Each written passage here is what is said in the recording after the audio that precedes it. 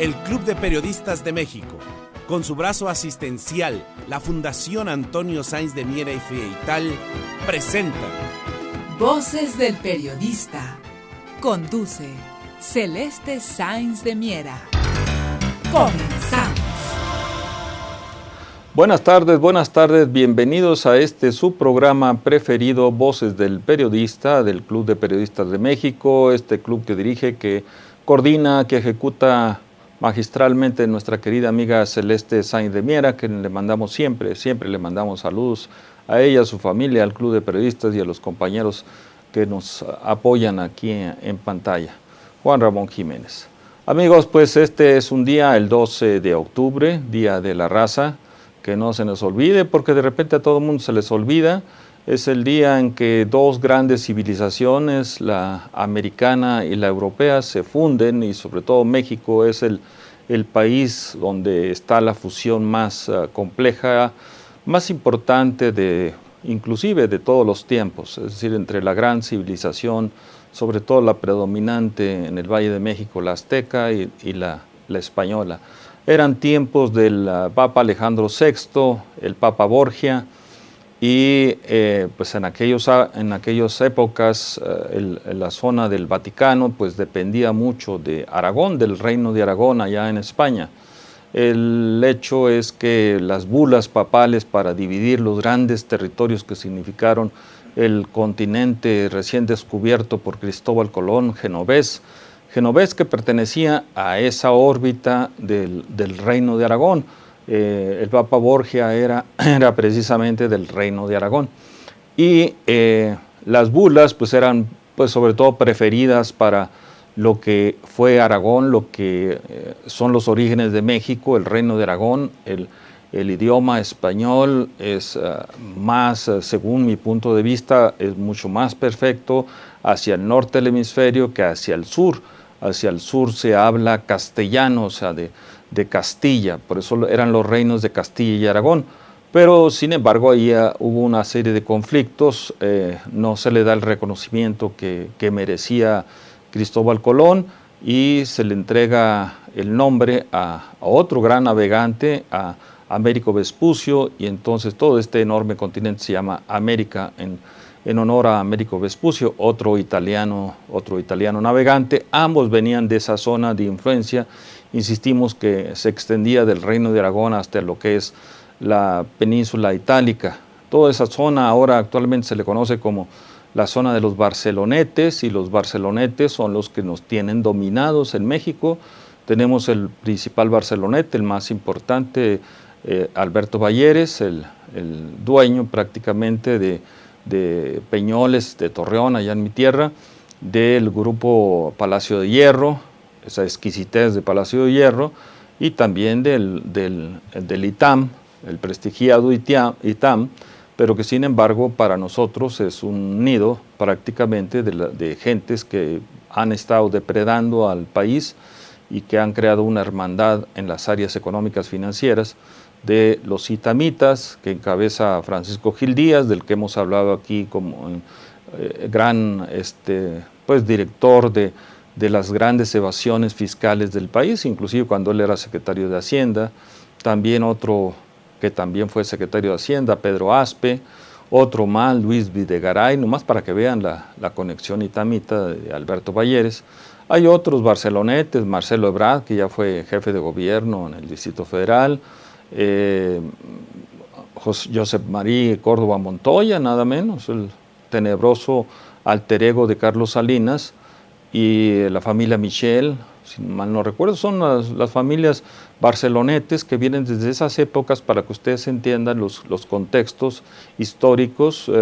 Desde esas épocas viene todo ese grupo que ahora es el que precisamente domina México económica, financieramente, culturalmente. En fin, amigos, es día 12 de octubre, que se le llama Día de la Raza, y bueno, pues estamos iniciando con ustedes un tema que habíamos dejado pendiente, que era el de la Banco de la Reserva Federal de los Estados Unidos, la Fed. Entonces, pues vamos a entrar en estos temas, vamos a platicarles un poco sobre la Fed, aquí la tienen ustedes en pantalla. Como el dólar está migrando, está moviéndose hacia el dólar digital. Así a su izquierda lo pueden ver ya el dólar digital, que ya en pocos años pues, va a dejar de existir el dólar tal como moneda de uso común y va a estar digitalizado. Estos son los tiempos de la economía digital, del capitalismo tecnológico, sobre todo en las áreas económicas financieras. Y pues de estos temas estaremos hablándoles a ustedes en las próximas láminas que iremos presentando aquí en su programa preferido, Voces del Periodista del Club de Periodistas de México. Entonces vamos a iniciar con las láminas que les tenemos preparadas. Pues aquí tienen ustedes el edificio del Banco de la Reserva Federal, está en Washington, y pues ha sido pues muy criticado por muchos, no solamente por este profesor, por este periodista, por este intelectual, que creemos que el Banco de la Reserva Federal pues, es el punto nodal de los problemas económicos financieros que hay no solamente en los Estados Unidos, sino en el mundo entero. El Banco de la Reserva Federal, para muchos, hace usura al mismo gobierno de los Estados Unidos, les cobra tasas de interés al mismo gobierno de los Estados Unidos y al resto del mundo hace señoriaje o señoraje. Señoriaje es un tributo medieval que se hacía al señor feudal y pues nosotros estamos, se supone, en tiempos del capitalismo tecnológico, ya estamos operando el capitalismo financiero, pero se paga un tributo al dólar. O sea, si por ejemplo el Banco de México tiene una gigantesca cantidad de dólares, pues estará pagando aproximadamente entre el 1 o 2%, a veces dependiendo de las negociaciones que se tengan con el Banco de la Reserva Federal. Imagínense ustedes, está pagando un tributo por tener dólares guardados en el Banco de México. Todos los países lo hacen, no solamente México, todos los que son los países de la órbita del dólar le dan este tributo medieval al señor dólar, al patrón dólar, que es el que predomina en el mundo occidental y es la principal moneda dentro de los mercados financieros de alta volatilidad, que son los mercados de divisas. Entonces, pues ahí tenemos la importancia del Banco de la Reserva Federal en los Estados Unidos. ¿Qué sigue, por favor? Aquí tenemos varias caricaturas que son, insistimos siempre, los caricaturistas son muy ácidos, pero a la izquierda tienen ustedes la caricatura que existió en las épocas en que se fundó el Banco de la Reserva Federal o simplemente la Fed. Esta caricatura es de los años de 1913. Ya era muy ilustrativa de lo que ellos ya en esos años, los caricaturistas, estaban visualizando lo que iba a ser la Fed. La Fed iba a dominar a la presidencia misma de los Estados Unidos, iba a dominar a la tesorería de los Estados Unidos, iba a dominar a Wall Street y abajo los brazos del pulpo, ustedes lo pueden ver, pues iba a dominar al sector comercio, al sector servicios, al sector industrial, en fin, a todo mundo, el pulpo que estaban haciendo, que se le denominaba la Fed. A su derecha pueden ver a uno, al último, no es el actual director del Banco de la Reserva, pero el que tuvo una idea genial decía esto, que era la economía del helicóptero. Es decir, que para sacar a los países de la recesión era necesario que la Fed en ese momento pues tirara $1,000 desde un helicóptero al público en general para que el público tuviera capacidad de compra. En México deberíamos de hacerlo porque prácticamente no hay capacidad de compra. El dólar, a pesar de que se ha repuesto un poco, pero ahí está rasgando los 20 pesos por $1. Las tasas de interés de los que comentábamos en el programa pasado sobre las tarjetas de crédito, pues ustedes pueden ver prácticamente, les pongo aquí en pantalla a ver si lo podemos ver exactamente esto. Aquí es un periódico que te regalan aquí en Starbucks y dice: las tarjetas de crédito se van a las nubes. En el programa anterior hablaba yo precisamente, y me equivoqué, hablaba de un máximo de 60% anual en las tarjetas de crédito. No, ya está hablándose el CAT, que es la tasa autorizada, lo que cuesta el costo del dinero, está hablando ya de 85% en los bancos. O sea, el costo del dinero en México en este momento está en 85%. Esa es la inflación real. Insistimos en la inflación real, no la cifra maquillada que nos da precisamente el Banco de México. Entonces, por lo tanto, la teoría de Bernanke de tirar dólares desde el helicóptero, en este caso miles de pesos desde un helicóptero, pues valdría la pena. Claro que aquí todavía tenemos un sistema mercantilista, no llega siquiera a capitalismo, y allá en los Estados Unidos sí ya tienen un capitalismo financiero. Nos hemos quedado muy atrás porque no tenemos bolsas de mercaderías como la que tiene Chicago, donde cotizan monedas, donde cotiza el petróleo, donde cotiza el oro, donde cotizan todas las mercaderías agrícolas, agropecuarias. Aquí en México no tenemos ninguna bolsa, no tenemos una bolsa de monedas tampoco. Le hemos planteado muchas veces para Ciudad Juárez y pues no nos hacen caso, nos creen simplemente locos. Lo que pasa es que, insistimos, lo que predomina aquí en el país es un sistema mercantilista, ni siquiera llega a capitalismo, es un sistema oligárquico que pretende ser plutocrático, pero no dejan de ser las grandes familias que se reciclan desde la época misma de la fusión entre los aztecas y los españoles del 12 de octubre. Todavía mantenemos un control de esas familias oligárquicas sobre la economía del país, sobre la misma presidencia de la República. A ver, la que sigue, por favor. Entonces aquí pues vamos a ver prácticamente lo que son las políticas de la Fed.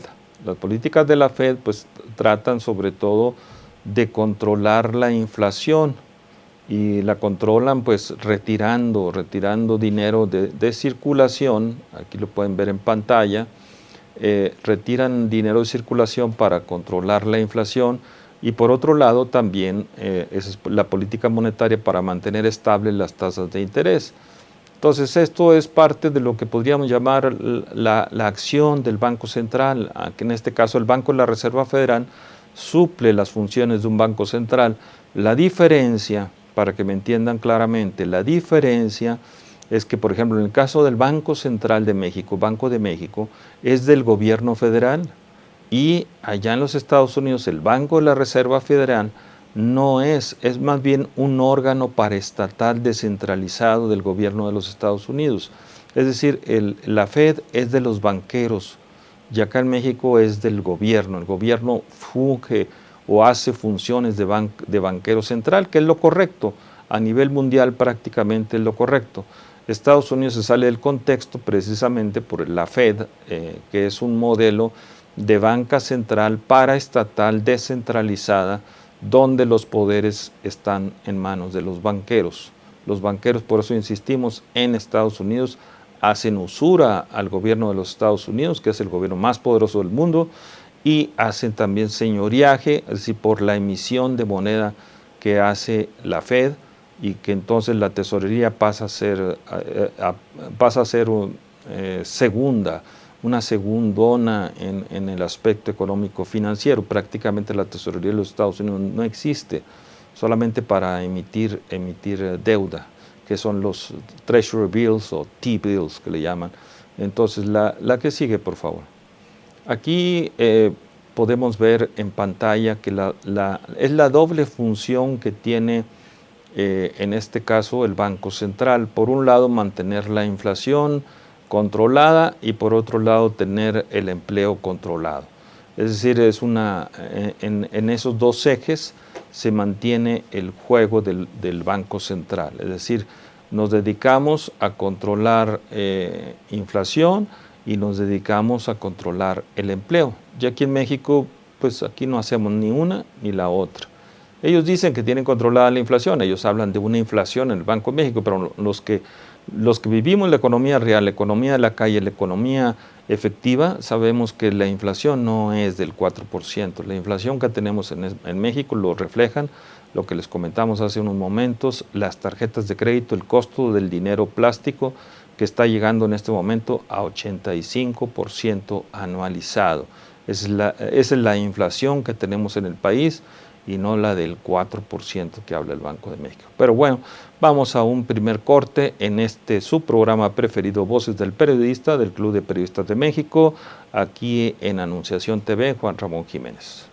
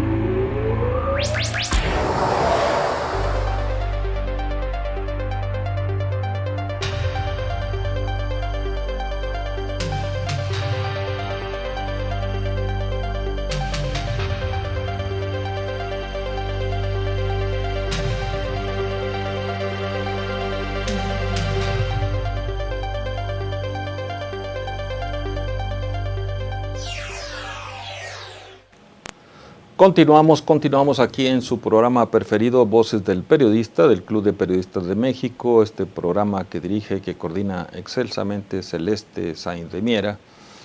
Y aquí en pantalla, momentáneamente, Juan Ramón Jiménez en Anunciación TV, de nuestra querida amiga también Tere García. Y en fin, estábamos hablando sobre este tema de la FED, el Banco de la Reserva Federal, pero que se le conoce coloquialmente como la FED, FED. Y pues aquí en pantalla tenemos cómo está descentralizada la FED en Estados Unidos. Existen 12 grandes regiones en los Estados Unidos, 12 grandes regiones donde la FED está prácticamente descentralizada. La más importante, obviamente, por razones del peso que tiene Wall Street. Wall Street no deja de ser el complejo financiero más grande del mundo, aunque algunos dicen que es la City de Londres, pero después del Brexit creemos que se reconcentra el poder financiero en la Gran Manzana, en Nueva York, y ahí Wall Street pues no deja de ser un complejo financiero que da empleo a 1 millón de gentes, que tiene alrededor de 10,000 bancos. Imagínense usted, 10,000 bancos tiene la Gran Manzana, que todos están ligados a los procesos que tienen que ver con Wall Street, y cerca de 100,000 corredurías económicas y financieras, así que no estamos hablando de poca cosa. Ese es el poder real que existe a nivel global, que es el poder de Wall Street. Entonces, por lo tanto, el Banco de la Reserva Federal, que está en Nueva York, pues es el más importante, porque obviamente está muy ligado con el tema de lo que es el movimiento diario de Wall Street, que es la bolsa número 1 del mundo. En términos beisbolísticos sería la gran carpa, la gran decisora. Y bueno, ahorita que estoy hablando de béisbol, me recuerdo que el día de anoche, y precisamente se está festejando, el que uno de mis equipos preferidos, en el caso del béisbol, pues sea nada menos que los Cachorros de Chicago, que ya pasan a jugar la Serie Mundial. Una cosa que no sucedía de hace muchísimos años, y que para nosotros nos da alegría, pues hemos estado muy ligados con la Ciudad de los Vientos, con nuestra comunidad mexicana que está muy poderosa en esa ciudad. Imagínense que la Villita, el barrio de la Villita, paga más impuestos que la calle Michigan, que la calle Rica, la calle de los grandes negocios. Eso nos da idea del poderío mexicano. También nos da idea de que el último candidato que recién venía de México, del estado de Durango, y que se asentó precisamente en la Ciudad de los Vientos, Chuy García, pues para nuestro punto de vista, y mucha gente lo comenta en la ciudad de Chicago, pues ganó las elecciones para la alcaldía. Simplemente que el poder de los clanes Clinton y Obama pues no lo dejaron llegar, pero Chuy García realmente estremeció la gran Ciudad de los Vientos, y pues ya es un ícono, un personaje que recién acababa de llegar del estado de Durango. Y pues me salgo un poquito del tema, pero el hecho es que si la ciudad de Chicago se identificaba como la cuna de Al Capone, pues ahora es en términos muy coloquiales, de Al Chapone, del Chapo. El Chapo es el enemigo público número 1 de la ciudad de Chicago, y por lo tanto eso significa también el peso que tiene la comunidad mexicana allá. En fin, es importante para nosotros mencionar este tema porque gran parte de las utilidades que se generan en los equipos deportivos de la ciudad de Chicago, ya sea en el básquetbol, en el hockey, en el fútbol soccer, en el fútbol americano y en el mismo béisbol, gran parte de las utilidades que se generan se van a la educación de alto rendimiento. ¿Qué es la educación de alto rendimiento en la ciudad de Chicago? Pues es la educación que enseña en 3 idiomas, en el inglés, en el español y en el chino, mandarín.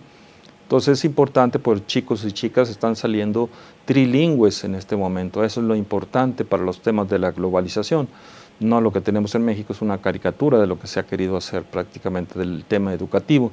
Y precisamente las escuelas de alto rendimiento son escuelas creadas por un mexicano.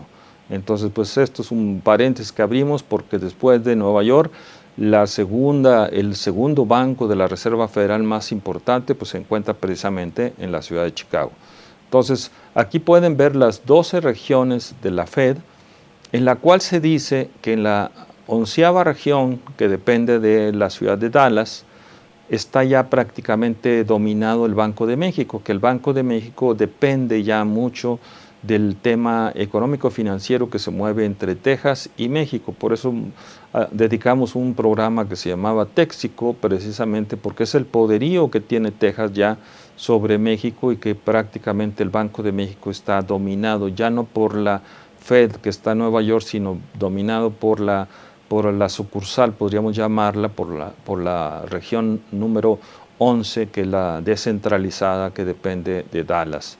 En fin, esto es parte de que también tiene que ver con la parte de las elecciones de los Estados Unidos. El grupo Dallas, que es el grupo más poderoso tejano, pues es el que está presionando fuertemente en estas elecciones muy polémicas que ya se están generando en los Estados Unidos. Pero sigamos con nuestro tema de la Fed, por favor. Entonces aquí tenemos un diagrama para demostrar cómo está organizada la Fed. La Fed, decíamos, tiene 12 regiones, en donde hay gobernadores en cada región. Los gobernadores de cada región son elegidos por los hombres de negocios de cada región que le corresponde. Es decir, por ejemplo, la región de Chicago, pues es los empresarios de Chicago, son los hombres políticos y son los hombres del dinero los que escogen quién es el gobernador que está representando la zona de Chicago. San Francisco es lo mismo y Dallas es lo mismo. O sea, son grupos locales los que definen quién van a ser los gobernadores de esas regiones tan importantes, descentralizadas, que tiene la Fed. El Banco de México está centralizado en la Ciudad de México y no le importa al Banco de México qué está sucediendo en Juárez o en Tijuana o en Laredo o en Matamoros o en Villahermosa, porque todo el enfoque que tenemos es un enfoque centralizado. Tenemos una especie de colonialismo monetario en donde Banco de México saca sus balances, saca sus operaciones económicas y financieras pensando solamente en la gran Ciudad de México y no pensando en el país tal cual. Aunque existen sucursales de Banco de México en Torreón, en algunos otros lados de la República, si mal no recuerdo, en Ciudad Obregón o algo así, el hecho es que no tienen poder real, o sea, es una decisión centralizada la que tienen que utilizar, y por eso muchas veces en los tipos de cambio en la frontera son diferentes, los tipos de cambio en la frontera norte y los tipos de cambio en la Ciudad de México. Ahí los especuladores se dedican precisamente a mover grandes cantidades entre las ciudades fronterizas y el Banco de México aquí en el centro. La que sigue, por favor. Pues aquí tenemos los diagramas, insistimos, estos diagramas que les trajimos a ustedes para demostrarles la importancia de la Fed en este caso, en donde tiene que ver con muchas variables, insistimos, variables económicas, financieras, políticas, regionales, inclusive muchas veces hasta petroleras o energéticas o de empleo o de los migrantes. Entonces cada región es una región totalmente descentralizada de Washington. Washington es la que define las políticas monetarias, pero estas se aplican en las regiones, no es una decisión unilateral del centro de Washington, sino son decisiones tomadas localmente. Entonces vamos a la próxima lámina para que sigamos esto se llaman operaciones de mercado abierto, en donde el Banco Central, Banco de la Reserva, pues prácticamente compra deuda de las empresas, bonos, le llaman ellos, los bancos centrales se los compra, o sea, la Fed les compra y luego ellos, la Fed, empiezan a mover esas cantidades también hacia los privados y los privados hacia los bancos. Este es un mercado que le llaman el open market, ¿sí? Operaciones de mercado abierto. Aquí en México le llamamos el mercado del dinero. Y todavía el mercado del dinero es muy caliente aquí en México porque pues, son grandes especuladores lo que mueve el dinero, las tasas de interés del día interbancarias, pero realmente en los Estados Unidos ya hay un control muy fuerte de la Fed para que no exista este proceso, aunque sí lo hay, especulativo en el... Pero amigos, vamos a un segundo corte y continuamos aquí en pantalla. Juan Ramón Jiménez en su programa Voces del Periodista del Club de Periodistas de México.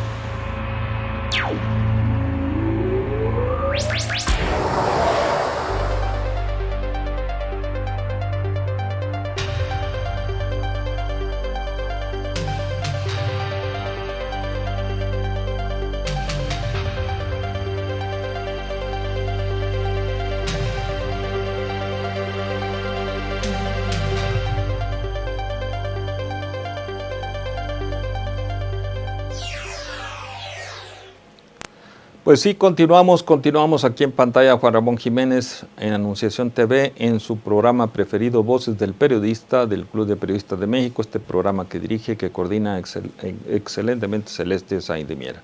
Y seguimos hablándoles sobre estos temas económicos financieros, pero sobre todo de este tema medular que es el Banco de la Reserva Federal o simplemente la Fed en los Estados Unidos. Aquí en pantalla estamos viendo varios formatos para que ustedes entiendan la importancia que tiene para los buenos analistas económicos y financieros, no aquellos que andan perdidos en detalles a veces pues coyunturales, pero estos son detalles estructurales.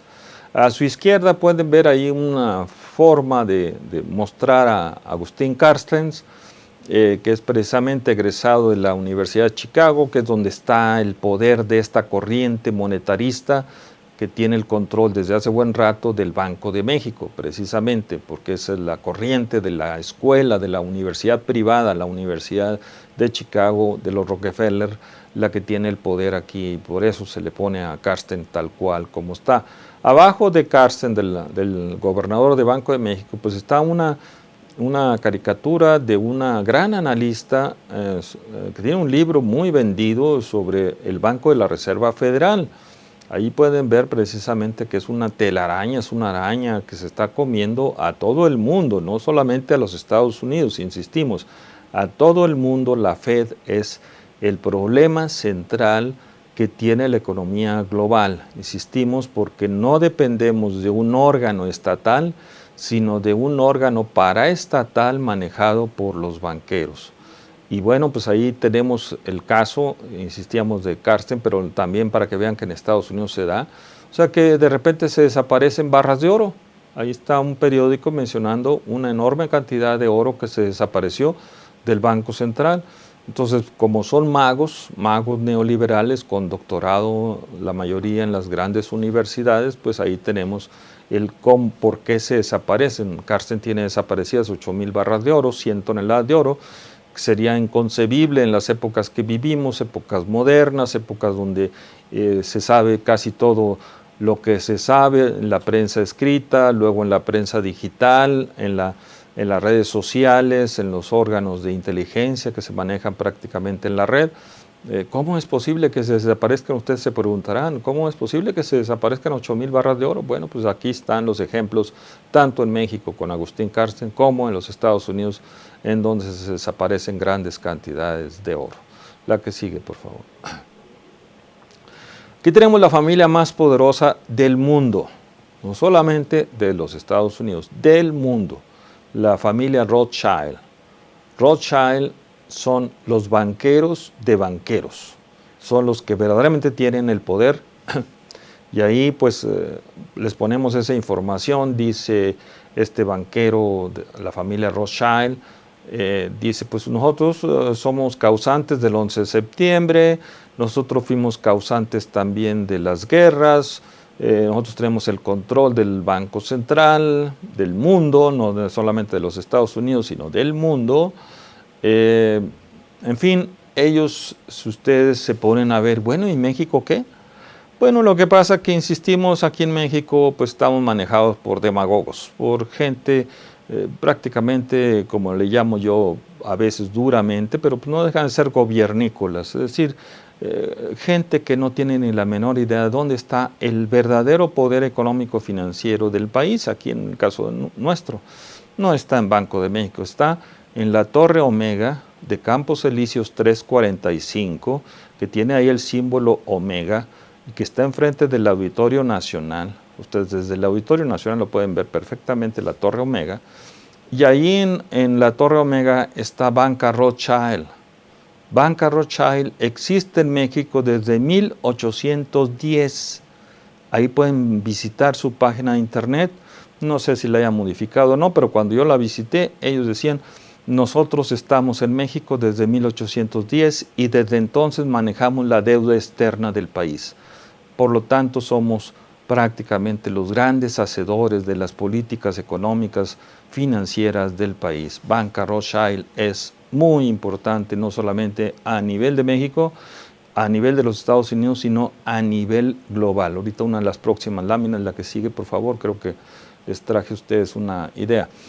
Aquí están varios de los libros más importantes que se han escrito sobre el Banco de la Reserva Federal, pero sobre todo esto que aunque luego nos digan que somos conspiradores prácticamente de la red, el hecho es que está un hecho, valga la redundancia, muy importante, que es esta orden ejecutiva que dio el presidente Kennedy, la orden 11.110, o sea, puros unos y al final un cero. Esta orden la pueden checar en el internet, la orden ejecutiva del presidente Kennedy. En esa orden, el presidente Kennedy le daba facultades, prácticamente le quitaba al Banco de la Reserva Federal la emisión de billetes, porque insistimos, la emisión de billetes es un señoreaje que tiene que pagar, es un tributo que tiene que pagar el gobierno de los Estados Unidos a la Fed, al Banco de la Reserva Federal. Entonces Kennedy le quita ese poder a la Fed y se lo entrega a la tesorería de los Estados Unidos. Esto es uno de los elementos claves para entender por qué asesinaron al presidente Kennedy. Es decir, este es uno de los puntos que históricamente está demostrado en los Estados Unidos. El presidente Lincoln dijo lo mismo. El presidente Lincoln, en palabras más o menos, decía: yo al frente tengo que estar pensando en el ejército del sureño y cómo derrotarlo, pero atrás de mí, decía el presidente Lincoln, atrás de mí están los banqueros, y los banqueros son más peligrosos que el ejército sureño. Y eso también está como una parte de esto que se le ha llamado las teorías de la conspiración, pero que realmente son hechos reales, verídicos, checables, donde al presidente Lincoln lo asesinan de una manera rara, extraña, y al presidente Kennedy de otra manera cuando atacaron los intereses de la banca privada. La que sigue, por favor. Y bueno, uno de los hombres claves que nos dio luz para entender este tema de la Fed, del Banco de la Reserva Federal, pues fue un poeta, no fue un economista, no fue un politólogo, no fue un académico, fue un poeta. Imagínense ustedes, por eso los poetas a veces son tan peligrosos. Ezra Pound. Ezra Pound fue el gran poeta, el que descubrió la Fed, el que hizo un libro sobre los secretos de la Fed, y lo acusaron de loco. Precisamente lo acusaron de loco. El gobierno de los Estados Unidos lo acusó de loco y lo encerró 10 años en un manicomio. Habráse visto, o sea, simplemente por hacer un libro sobre el Banco de la Reserva Federal, lo encierran 10 años en un manicomio. Su libro, posteriormente, de una manera encubierta, sale de los Estados Unidos y se publica en Alemania, ya una Alemania que era ya no de los nazis, era una Alemania ya bajo la órbita de los Estados Unidos, pero una Alemania ya independiente. Entonces su libro de Ezra Pound se publica en Alemania, allá en los años de 1960 aproximadamente. ¿Y qué creen? Pues que el rector de la Universidad de Harvard, la universidad número 1 del mundo, la Universidad de Harvard, el rector da órdenes a un juez federal de Alemania para que confisque los libros, pero lo peor de todas las cosas, que los confisque y los queme.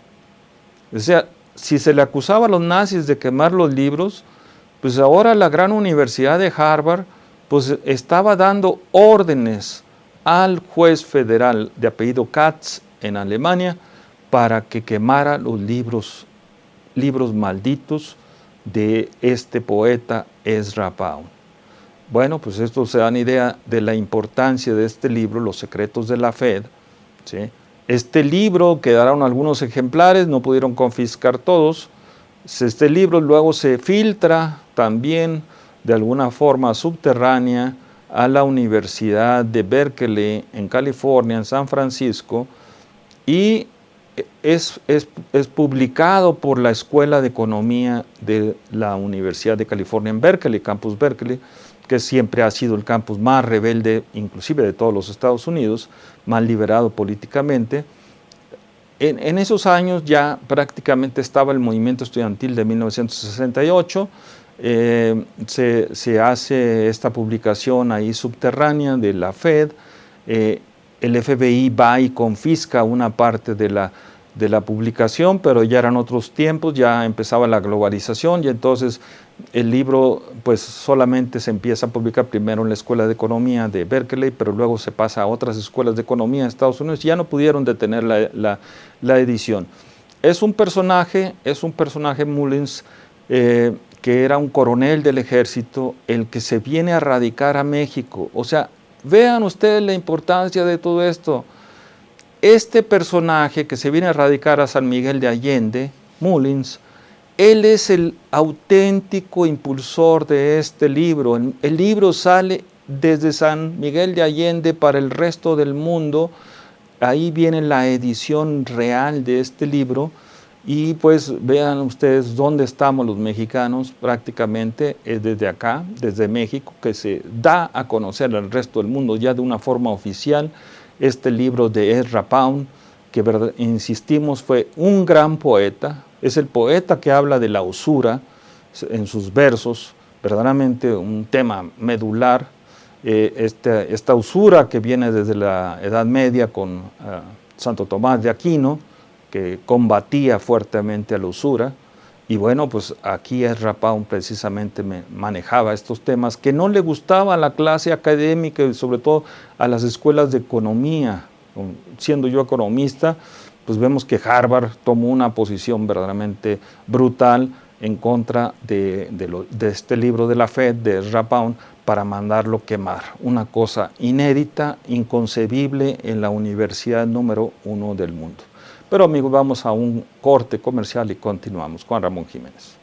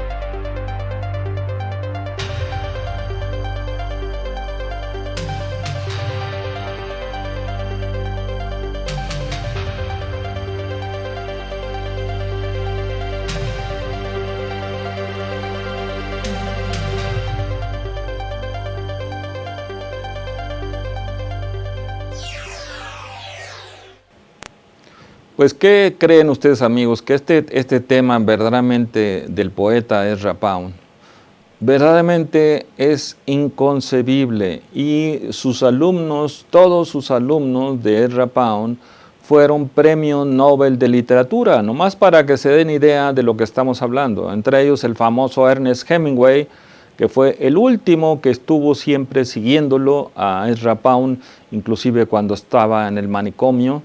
Y bueno, pues estos son temas que la gran masa no los entiende, pero aquí que nos permiten en este programa Voces del Periodista y en Anunciación TV tocar estos temas, son temas verdaderamente de alta inteligencia para que ustedes entiendan lo que tratamos de decirles, pero Ezra Pound es verdaderamente impresionante, sus famosos cantos, sus cantos son todavía, hay que leerlos y releerlos, sus cantos, y sobre todo los que hablan de la usura, son increíblemente importantes. La que sigue, por favor.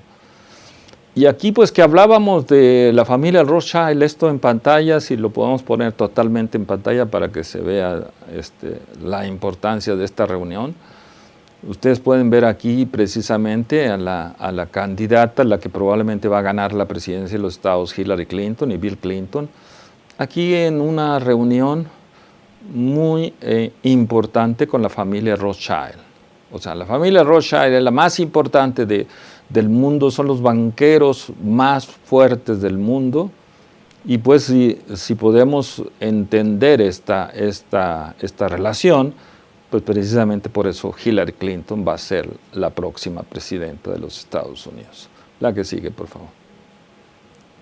Entonces decimos, y las caricaturas en Estados Unidos son verdaderamente impresionantes, nos dicen, bueno, pues entonces ¿qué hacemos con el Banco de la Reserva Federal? Bueno, esto dicen, pues hay que pedirle ayuda a Godzilla, porque Godzilla es el único que nos puede ayudar precisamente para terminar este tema muy importante sobre la Fed. La Fed, insistimos, es la número uno, es el banco central, pero no central, es el que hace funciones de banco central, es el prestamista en última instancia del sector bancario y financiero, pero la Fed, insistimos, no es, esas eran las palabras de Ezra Pound de por qué lo pusieron en la cárcel, porque Ezra Pound dijo, ni es federal, porque no pertenece al gobierno federal, ni es reserva, porque tampoco tiene reservas, o sea, grandes reservas. Las reservas pues las tiene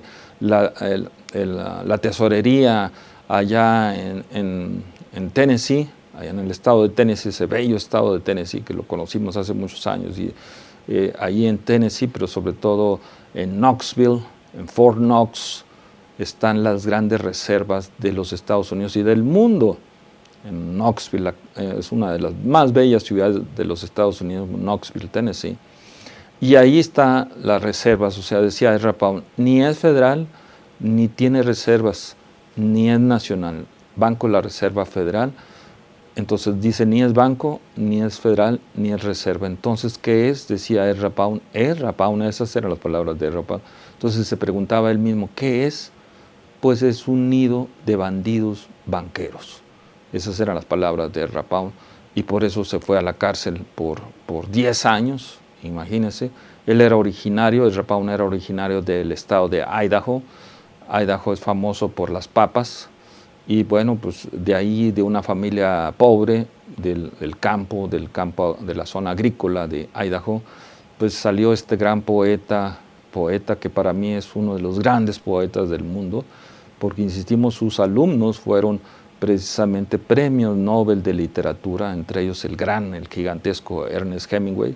Y bueno, pues nos da idea de la importancia que tiene este libro, que todavía no lo encuentran ustedes, o sea, no lo encuentran en las bibliotecas, no lo encuentran en ningún lado, que es Los secretos del Banco de la Reserva Federal.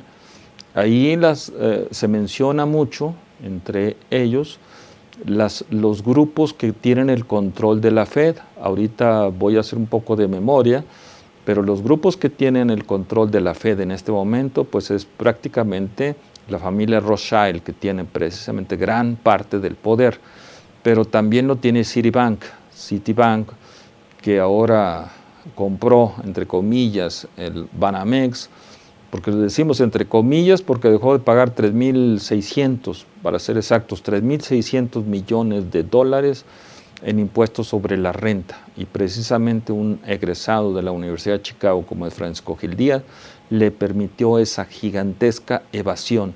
Nosotros no podemos dejar de pagar un día los impuestos si ya tenemos Hacienda encima, pero le permitió precisamente la Secretaría de Hacienda bajo control de Francisco Gil Díaz que Citibank dejara de pagar 3.600 millones en impuestos sobre la renta. Habráse visto un gran, gigantesco fraude que pone muy mal a la Universidad de Chicago, a la famosa Universidad de Chicago, al ITAM, porque prácticamente esto nos dice que no son banqueros centrales, no son tesoreros de la nación, son verdaderos gángsters, por eso se le llama la palabra banksters. En este caso serían macrosicarios financieros. Aquí también, como se le pide ayuda a Godzilla para que destruya a la Fed, pues también en México le pediríamos ayuda a Godzilla para que nos acabara con tantos macrosicarios que tenemos egresados precisamente de estas grandes universidades.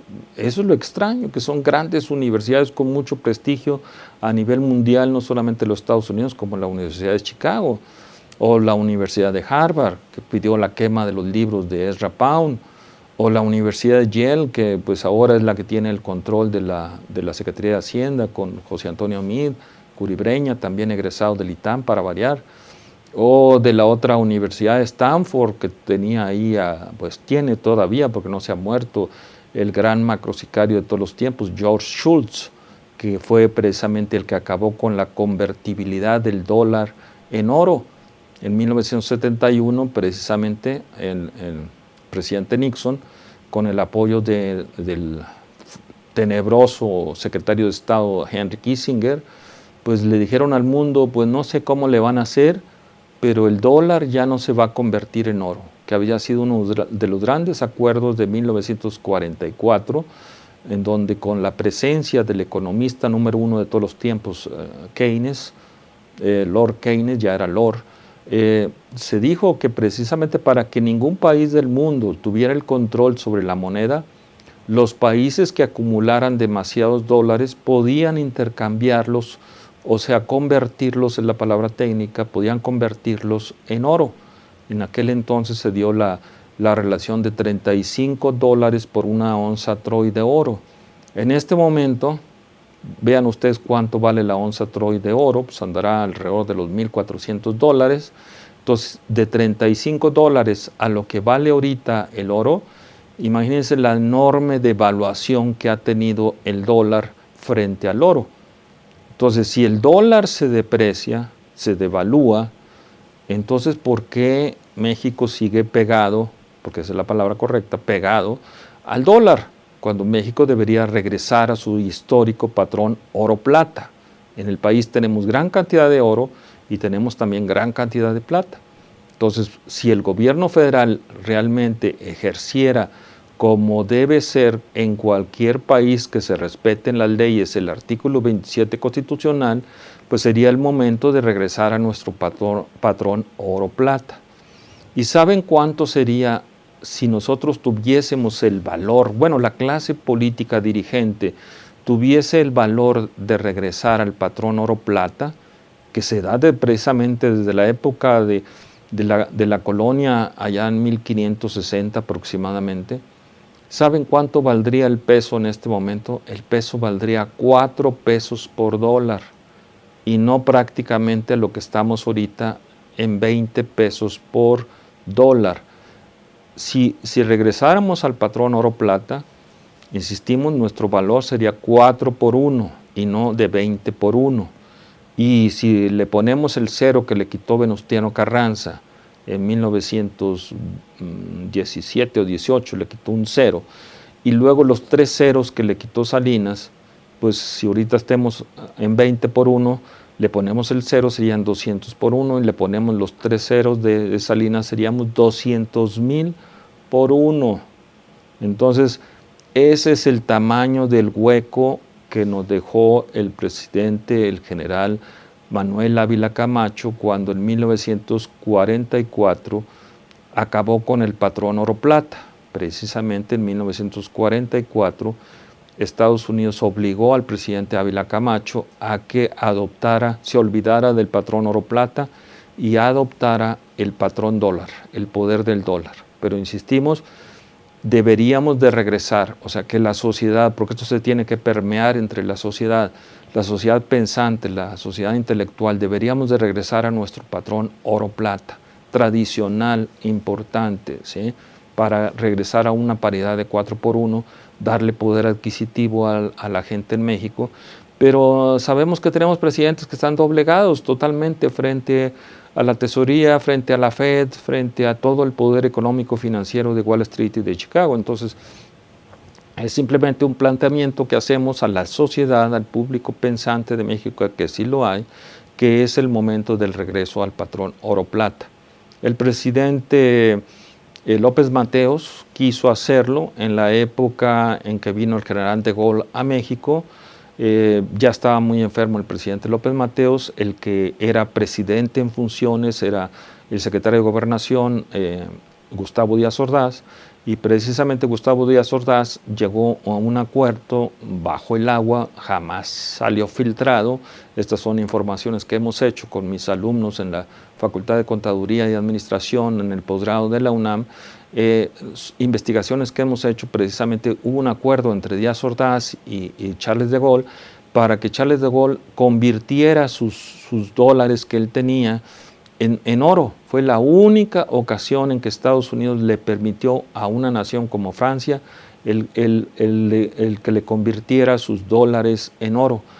Y México había llegado a este acuerdo con Charles de Gaulle de que era necesario regresar al patrón oro-plata y tenía el apoyo de Francia. Pero pues resultó que Estados Unidos se enteró y obviamente es parte de las teorías que abundan mucho, que tanto el movimiento estudiantil en Francia como el movimiento estudiantil en México tuvieron sus razones económicas, monetarias, precisamente en estos acuerdos subterráneos que habían llegado el presidente Díaz Ordaz y el presidente Charles de Gaulle, y que luego quiso extender el presidente Echeverría, pero pues ya prácticamente Estados Unidos ya había doblegado al país. En 1971 lo doblegó quitando la convertibilidad del dólar en oro, y el que se quedara con dólares pues se quedaba con moneda fiduciaria, es decir, que depende de la fe, pero ya no tiene ningún respaldo el dólar en oro. Por eso es que China ahorita acaba de entrar, precisamente la sorpresa de octubre, China acaba de entrar, el yuan chino, el renminbi chino acaba de entrar como moneda de reserva del Fondo Monetario Internacional. Este es un tema que vamos a hablar en próximos programas acerca de la importancia del yuan entrando como canasta de valor en el Fondo Monetario Internacional para crear una nueva moneda internacional que obviamente está basada en el Fondo Monetario Internacional, que es el banco de bancos a nivel global, que fue una parte de los acuerdos de 1944 de Bretton Woods en el estado de New Hampshire, que fueron los acuerdos de posguerra. Esos acuerdos de posguerra, insistimos, fueron terminados, acabados, precisamente por el presidente Nixon, por su secretario de Estado Henry Kissinger, por su hombre tenebroso de negocios, que era el doctor en economía George Shultz, que está en la Universidad de Stanford y que fue maestro de Guillermo Ortiz y de Joseph Marie Córdoba Montoya, nomás para que se den idea de lo que estamos hablando. Y los otros asesores que tenía el presidente Nixon, que era George Bush padre, que luego ya fue jefe de la CIA y fue presidente de los Estados Unidos.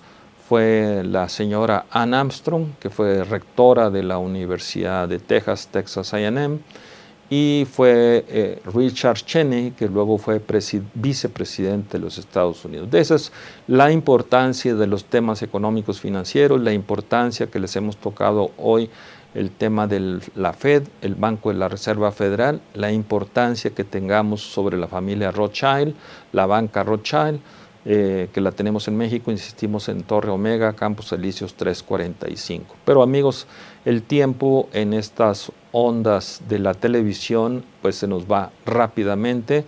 y esperemos que en próximos programas le toquemos estos temas que quedaron pendientes, sobre todo el yuan chino.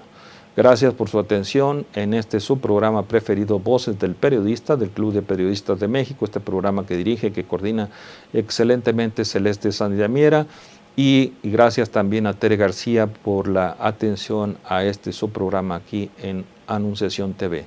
Hasta la próxima.